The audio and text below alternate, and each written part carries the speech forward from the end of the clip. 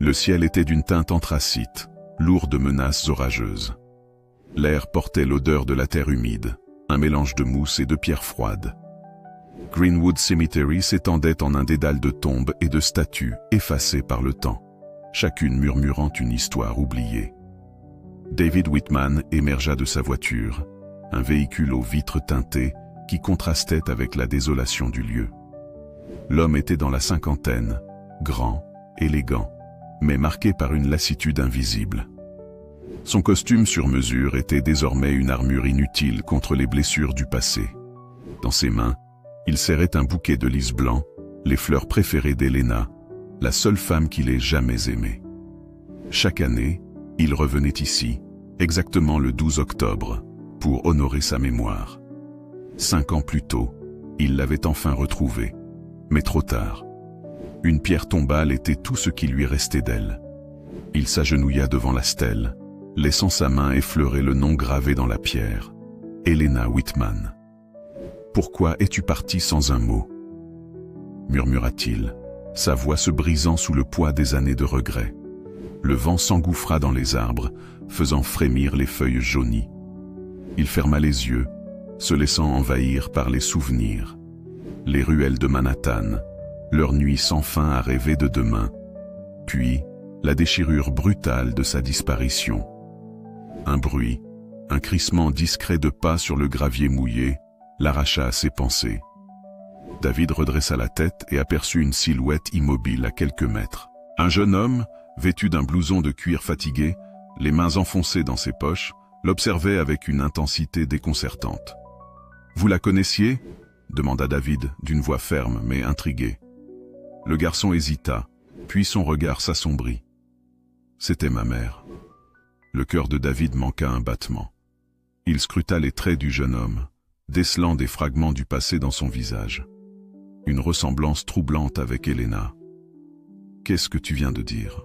articula-t-il difficilement. « Si elle m'a dit la vérité, alors... » Le jeune homme inspira profondément, visiblement en lutte avec lui-même. « Alors vous êtes mon père. » Le monde de David vacilla. Un fils? Comment aurait-il pu ne pas savoir? Il fit un pas en avant, mais le garçon recula. « Pourquoi Helena ne m'a jamais rien dit ?» Le jeune homme esquissa un sourire amer. « C'est ce que vous devrez découvrir. » Puis, sans un mot de plus, il tourna les talons et disparut dans la brume du cimetière. David resta figé, incapable de bouger. Il venait de voir son propre passé lui échapper une nouvelle fois. Mais cette fois-ci, il ne laisserait pas la vérité s'enfuir. Le rideau du mystère venait de se lever, et il était déterminé à obtenir des réponses. David Whitman resta immobile longtemps, après que la silhouette du jeune homme se soit dissipée dans la brume. L'idée lui était insupportable. Un fils. Son fils. Helena lui avait caché l'existence de cet enfant, le privant de décennies de vérité, d'opportunités, de moments qui auraient pu changer sa vie. Mais pourquoi?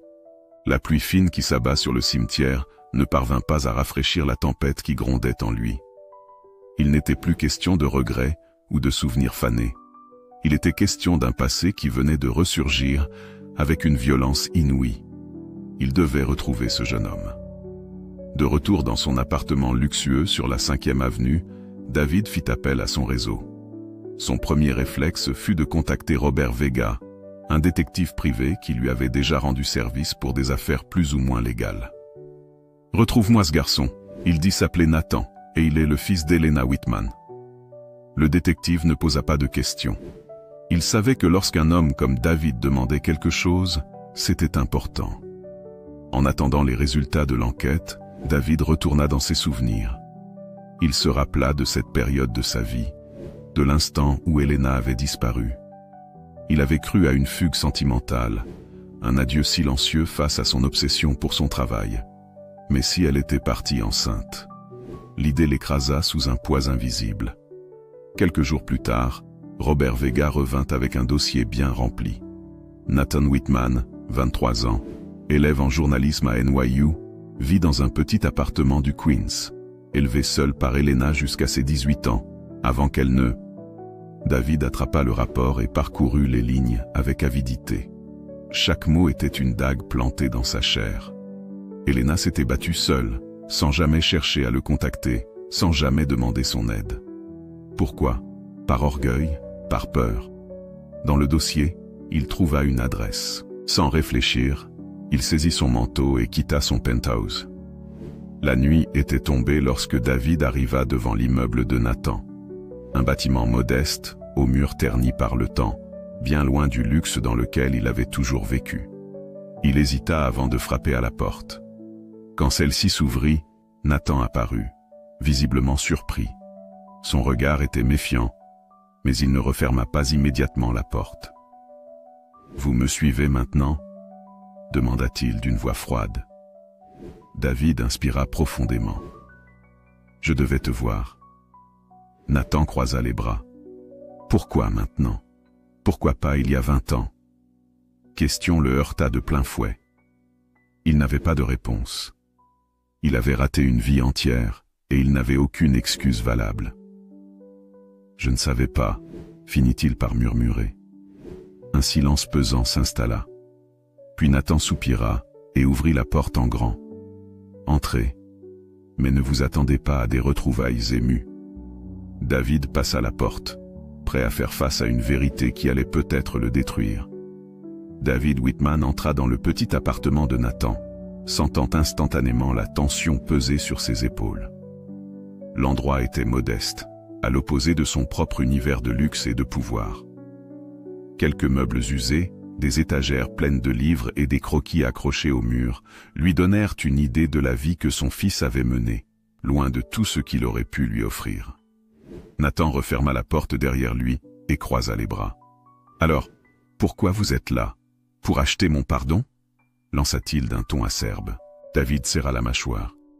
Il savait que chaque mot allait être un combat. « Non, je suis là pour comprendre. Pour savoir pourquoi ta mère m'a caché ton existence. » Nathan ricana, secouant la tête. « Vous ne savez vraiment rien, n'est-ce pas ?» David resta silencieux. Il le regardait, ce fils dont il ignorait tout, mais dont chaque mouvement lui rappelait Elena. Sa manière de froncer les sourcils, l'éclat dur de son regard. Nathan soupira et alla s'asseoir sur un vieux fauteuil, tapotant nerveusement son jean. « Vous voulez savoir pourquoi? Très bien, mais vous n'allez pas aimer la réponse. » David s'assit lentement, s'efforçant de maîtriser son impatience. « J'écoute. » Nathan inspira profondément. « Ma mère vous aimait. Ça, elle ne l'a jamais nié. Mais elle savait que votre monde ne lui appartenait pas. Elle me disait souvent que vous étiez obsédé par votre carrière, par votre réussite, que vous étiez incapable de voir ce qui était juste sous vos yeux. » David sentit son cœur se serrer. Il savait qu'il avait commis des erreurs, mais de là à ce qu'Elena le pense, incapable d'aimer son propre enfant. « Mais pourquoi me cacher ta naissance? Je méritais de savoir. » Nathan haussa les épaules. Peut-être qu'elle avait peur, peur que vous ne vouliez pas de moi, ou peur que vous vouliez m'arracher à elle. Peut-être même que quelqu'un lui a fait croire que vous seriez mieux sans nous. David fronça les sourcils. Quelqu'un? Nathan détourna le regard. Oublié.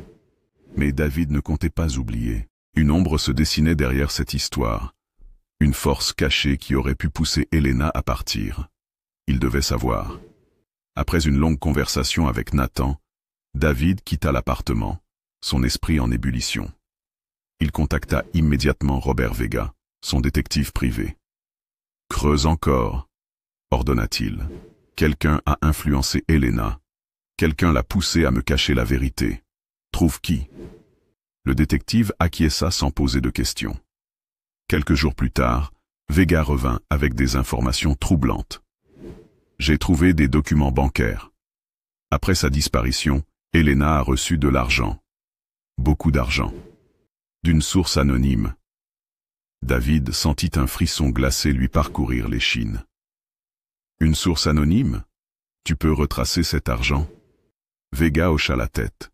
« Je suis remonté jusqu'à une fondation caritative qui appartient à votre ancienne entreprise. David eut un vertige. Il n'avait jamais autorisé un tel virement. Quelqu'un, dans son propre empire, avait payé Helena pour qu'elle disparaisse. Il serra les poings. Il était sur le point de découvrir une vérité qui risquait de tout changer. Et cette fois, il ne reculerait pas. David Whitman n'avait jamais ressenti une telle rage mêlée de frustration. Quelqu'un dans son propre cercle l'avait trahi, avait manipulé Helena, l'avait forcée à disparaître avec son enfant. Pendant des années, il avait cru qu'elle l'avait quitté de son propre chef, et voilà qu'il découvrait une vérité bien plus sombre. La nuit, dans son luxueux appartement de Manhattan, il fixait les lumières de la ville sans vraiment les voir. Dans sa main, les relevés bancaires trouvés par Robert Vega. Une somme importante, versée à Helena, par une fondation cachée sous l'égide de sa propre entreprise. Il connaissait le monde des affaires, et il savait que rien ne se faisait sans raison. Le lendemain matin, Vega revint avec un nouveau rapport. « J'ai creusé plus loin », dit-il en tendant un dossier à David. Les virements proviennent d'une sous-branche de Whitman Enterprises, gérée par un certain Edward Lancaster. David sentit une vague de colère monter en lui. Lancaster avait été son bras droit pendant des années, un homme de confiance. Pourquoi aurait-il payé Helena pour disparaître? Où est-il maintenant? Toujours à la tête d'un des départements de votre entreprise. Il n'a jamais quitté le navire, et il continue à gérer des fonds caritatifs aux origines douteuses. David n'attendit pas plus longtemps. Il décrocha son téléphone et fit appeler Lancaster dans son bureau. Cette confrontation allait marquer un tournant. Lorsqu'Edward Lancaster entra dans le bureau de David, il avait toujours cette même assurance froide, ce masque de professionnalisme. Mais quelque chose dans son regard trahissait une tension. « David, je ne m'attendais pas à cet appel, » dit-il en s'asseyant. David jeta les relevés bancaires sur le bureau. « Alors, dis-moi, Edward, pourquoi est-ce que ma société a versé de l'argent à Helena après sa disparition ?» Un silence. Un long silence. Puis un soupir. « Tu n'étais pas censé le découvrir. » David sentit son sang se glacer. « Explique-moi. Maintenant. » Lancaster s'adossa dans son fauteuil et le fixa, les doigts entrelacés. « Helena était une distraction. Tu étais en pleine ascension, ton empire prenait de l'ampleur, et nous ne pouvions pas nous permettre que tu sois ralenti par une vie de famille. » David sentit un frisson de rage le traverser. « Nous? Qui d'autre est impliqué? Certains actionnaires, des membres influents. Nous avons estimé qu'il valait mieux lui proposer de partir. Et elle a accepté, pour protéger son enfant. » David frappa du poing sur la table. « Vous avez détruit ma vie. Vous avez pris mon fils. » Lancaster ne broncha pas. « Et pourtant, regarde où tu es aujourd'hui. Tu es devenu l'un des hommes les plus puissants de cette ville. Si elle était restée, aurais-tu accompli tout cela ?» David se leva, son regard brûlant de colère. « Sortez, maintenant. » Lancaster se leva à son tour, lissant sa cravate. « Tu peux me haïr, David, mais souviens-toi que sans nous, tu n'aurais jamais atteint ce sommet. » David ne répondit pas. Il savait que son combat ne faisait que commencer. Il sortit de son bureau, monta dans sa voiture et fonça vers l'appartement de Nathan. Il devait lui parler, lui expliquer tout ce qu'il avait découvert. Mais lorsqu'il arriva, il trouva la porte grande ouverte, l'intérieur saccagé. Nathan avait disparu. Le poison du mensonge venait de s'infiltrer plus profondément dans sa vie, et il savait qu'il n'avait plus le choix. Il devait retrouver son fils, avant qu'il ne soit trop tard. David Whitman sentit son estomac se nouer, alors qu'il observait l'appartement ravagé de Nathan. Chaque meuble renversé, chaque objet brisé criait une évidence terrifiante. Son fils avait disparu, et il n'était pas parti de son plein gré. Il appela immédiatement Robert Vega. « Nathan a disparu. Son appartement est saccagé. Je veux que tu trouves qui a fait ça. »« Je suis déjà en route, » répondit Vega, sa voix tendue. Serra les poings. Il ne pouvait pas rester là à attendre. Il devait agir. 1 heure plus tard, Vega arriva sur les lieux avec des informations troublantes. « J'ai récupéré des images des caméras de surveillance de la rue. Nathan est sorti hier soir.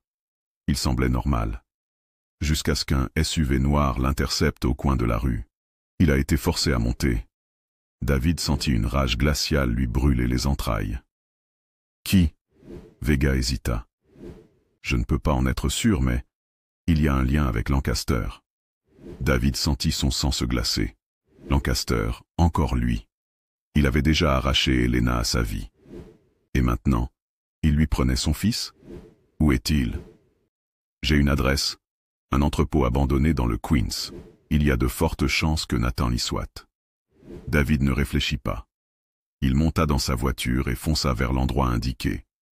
L'entrepôt était sombre, désert en apparence. Mais David savait qu'il n'était pas seul. Il poussa lentement la porte grinçante et s'avança prudemment. Un bruit, une respiration, puis une voix. « Je savais que tu viendrais, David. » Edward Lancaster apparut dans la pénombre, un sourire narquois aux lèvres. À quelques mètres derrière lui, Nathan était attaché à une chaise, une entaille saignant sur son arcade sourcilière. David sentit une fureur incontrôlable monter en lui. « Lâche-le. Maintenant. » Lancaster soupira, feignant la lassitude. « Toujours aussi impulsif. Tu ne comprends donc pas? Ton fils est une faiblesse, comme l'était Helena. Nous avons fait en sorte que tu atteignes la grandeur sans distraction. Mais maintenant, tu menaces tout ce que nous avons bâti. » David serra les poings. « Vous avez volé ma famille. Vous avez détruit ma vie. » Lancaster haussa les épaules. « Tu n'as jamais eu besoin d'eux. Regarde où tu es. Le sommet, David. Mais si tu tiens tant à cet enfant, alors prouve-le. » Il sortit un pistolet et le posa sur la table devant lui. « Un choix, David.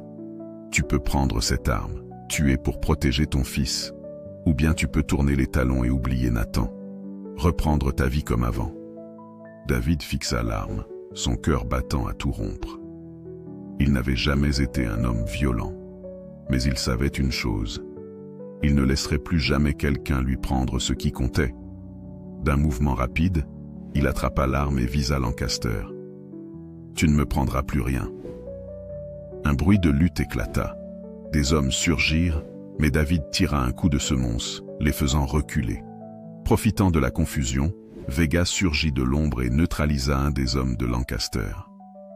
Nathan, affaibli mais conscient, le regarda avec un mélange de stupeur et d'émotion. « Tu es venu...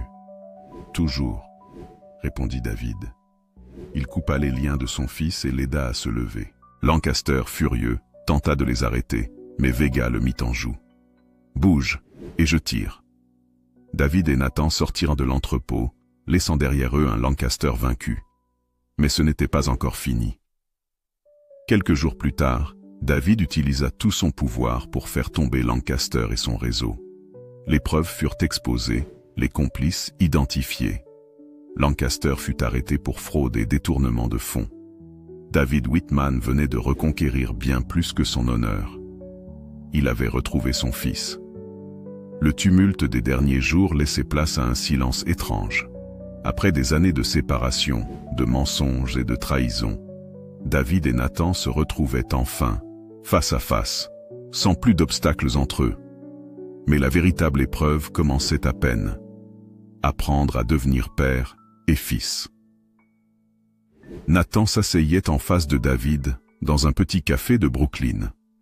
Après les événements de l'entrepôt et l'arrestation de Lancaster, ils avaient échangé quelques mots, mais rien qui ne comblait le vide d'une vie entière de séparation. « Je ne sais pas ce qu'on est censé faire maintenant », lâcha Nathan en triturant sa tasse de café. David sourit doucement. « Moi non plus. Mais on peut essayer. » Nathan releva les yeux vers lui, l'évaluant, comme s'il cherchait une faille. Toute sa vie, il avait appris à se débrouiller seul. Faire confiance ne lui venait pas naturellement. « Tu ne peux pas simplement réapparaître et vouloir être un père, » dit-il, plus par réflexe que par colère. David hocha la tête. « Je ne veux pas m'imposer. Je veux être là si tu le veux bien. » Un silence s'installa, non pas pesant, mais chargé d'un possible avenir. Les semaines passèrent, et à travers des rencontres timides, des repas partagés et des discussions tardives, une routine s'installa. Nathan ne pardonnait pas facilement, mais il écoutait. Il posait des questions sur Elena, sur David, sur ce qu'aurait pu être leur vie. Un soir, en marchant dans Central Park, Nathan lâcha d'une voix hésitante. « Elle t'aimait, tu sais ?» David s'arrêta net. C'était la première fois que Nathan parlait d'Elena sans rancune. « Je l'aimais aussi, » répondit-il doucement. « Et je regrette chaque jour de ne pas avoir su la retenir. » Nathan hocha la tête, puis, après un silence, ajouta « Elle aurait voulu qu'on se connaisse. » David sentit son cœur se serrer. C'était peut-être la première fois que Nathan laissait entrevoir l'idée qu'ils pourraient avancer ensemble.